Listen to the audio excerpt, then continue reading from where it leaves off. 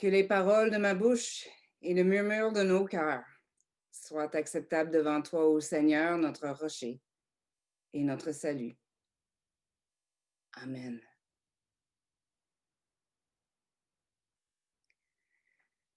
Nous vivons cette année un Noël pas comme les autres. C'est le moins qu'on puisse dire. Mais c'est peut-être notre chance, une bénédiction, un cadeau du ciel, comme l'étoile de Bethléem qui est apparue dans le ciel le 21 décembre dernier pour la première fois depuis 800 ans. Malheureusement, on n'a pas pu la voir directement à Québec, mais la photo que j'avais au tout début avec les questions, c'était une photo piquée sur Internet, vraiment de l'étoile de Bethléem de cette année. Le contexte actuel fera peut-être que cette année, nous vivions quelque chose de particulier. Une expérience spirituelle plus proche de celle du premier Noël.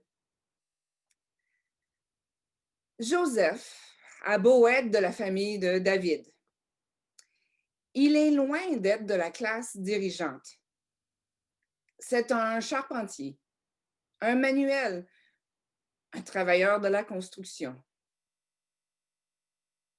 Il n'est chef que de sa petite famille naissante. Quand un fou décide que le monde lui appartient et que tous les moyens sont bons pour imposer sa loi et faire marcher le monde à ses ordres, qu'est-ce que Joseph pouvait faire à part obéir au règlement? Et les mesures devaient être particulièrement exigeantes pour que le couple n'attende pas la naissance avant d'entreprendre le voyage. Non, Marie et Joseph ne sont pas confinés, mais ils sont contraints. Ils sont contraints à s'éloigner de leurs proches à l'un des moments les plus importants de leur vie. À l'époque, la naissance d'un enfant, et particulièrement d'un premier fils, était un événement spirituel, un événement balisé par des traditions transmises de génération en génération.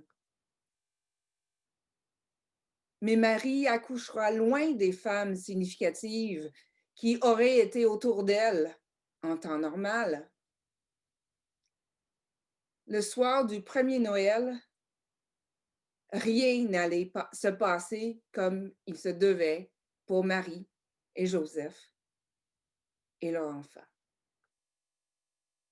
Et ai-je besoin de souligner que cet accouchement ne s'est pas passé dans des conditions les plus sanitaires? Il n'y a pas de place pour eux dans la salle d'hôtes. C'est comme dire que toutes les places aux urgences sont déjà prises au triage. La situation de Marie et Joseph n'a pas été jugée assez critique. C'est dans ce contexte d'isolement forcé, de dépouillement total, où plane un réel danger de mort, que Dieu choisit de venir à nous en Jésus pour nous sauver.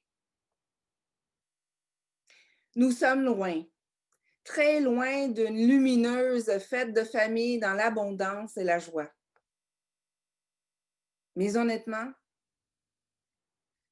avons-nous vraiment besoin d'un prétexte pour fêter? Plus que des divertissements pour nous distraire en ces temps troubles, n'avons-nous pas besoin aujourd'hui, comme hier, d'un sauveur? Quelqu'un qui nous ouvrira à une vie radicalement différente de celle qu'on avait avant.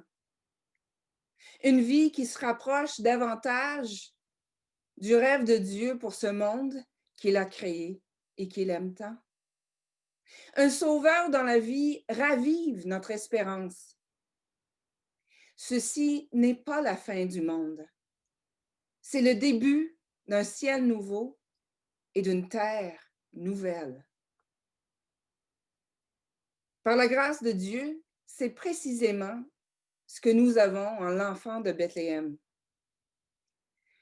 Les grands tyrans du monde ont beau essayer de prendre les grands moyens pour marquer leur domination du monde. Noël nous rappelle que c'est dans la naissance d'un petit enfant que les plus gros projets d'avenir s'accomplissent. Et cet enfant, c'est Dieu qui vient à nous. Les dieux ne s'imposent pas. Ils s'exposent à tous les dangers et à toutes les souffrances de notre vie humaine pour nous permettre de communier à sa divinité. L'enfant est non seulement notre exemple. Par l'Esprit Saint, sa puissance créatrice, innovatrice et libératrice nous habite et nous anime, nous aussi. Rien n'est impossible à Dieu. Et si nous prenions l'étoile de Bethléem qui est apparue le 21 décembre dernier comme un signe? Nous avons dès aujourd'hui une occasion unique de vivre un Noël vraiment pas comme les autres.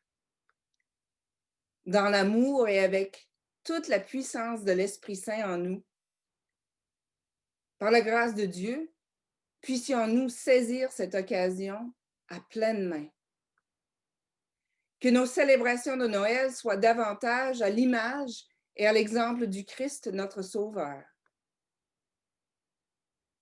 Moins de parties, mais plus de prières. Moins de courses à gauche puis à droite, mais plus de profondeur. Moins de socialisation, mais plus de solidarité. Moins d'échanges de cadeaux, plus de dons de soi. Mais moins de droits acquis pour les privilégiés et plus de justice sociale pour toutes et tous. Là où nous ressentons le plus cruellement les absences, que la présence du Christ nous comble de l'espérance d'une vie renouvelée, d'un amour qu'aucune barrière ne peut contenir. Après tout, nous n'avons pas besoin d'être proches du corps pour être proches du cœur, n'est-ce pas? Vœu pieux tout ça? Non, c'est la promesse de Dieu. La bonne nouvelle qui réjouira la création tout entière. Un sauveur nous est donné. Ce Noël n'est pas comme les autres. Alors vivons-le vraiment autrement. Au cours des jours, des semaines, des mois et des années à venir. Comme au tout premier Noël, à l'exemple de Marie. Prenons ces choses à cœur et réfléchissons-y profondément. Et à l'exemple des bergers, que toute notre vie fasse connaître ce que nous avons vu et entendu ici aujourd'hui, pour la gloire de Dieu et le salut du monde. Amen.